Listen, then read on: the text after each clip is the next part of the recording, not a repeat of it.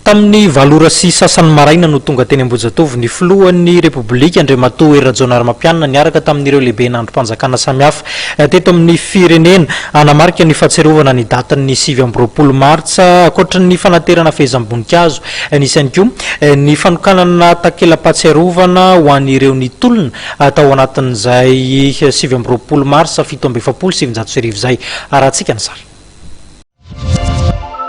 70 taona no tolom-panafahana mba hiampita ny fanilo ny lasa tsy fanadino. Io ny lohevitry ny fankalazana ny fa 70 taona ny tolom-panafahana 7 Martsa 7/700 fitokanana takela-pahatsiarovana ireo martiora ny tolona ho an'ny fahaleovan-tena teny amin'ny Tsangambaton'ny Ambohijatovo no santarany filoham-pirenena Hery Rajaonarimampianina ny fankalazana fa 70 taona ny tolom-panafahana 7 Martsa 7/700 tamin'ny vola sasany maraina no nigadona teny Ambohijatovo ny delegasiona izay nitariny niaraka tamin'ireo filoha sy mpikambana amin'ny androm-panjakana samihafa.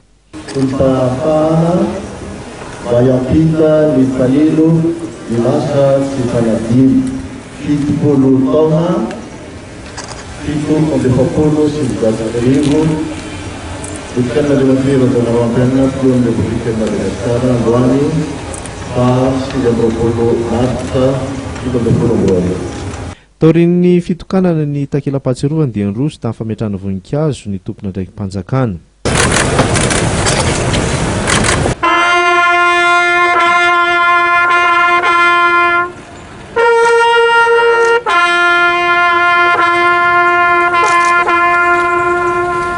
Rehefa vita ny lanonana ny teny Ambohijatovo dia niazo ny fahasana mahery fo eny avaratra amboditsaina ny delegasiona tarin'ny filoham-pirenena ankoatra ny fametrahana ny fehezam-boninkazo dia natao teto ihany koa ny fampitana fanilo tamin'ireo tanora. Tsy nisy ny kabary natao amin'ny filoham-pirenena na teny Ambohijatovo na teny amin'ny fahasana mahery fo. Avy eo dia niazo ny tanànan'ny Moramanga ny tenany.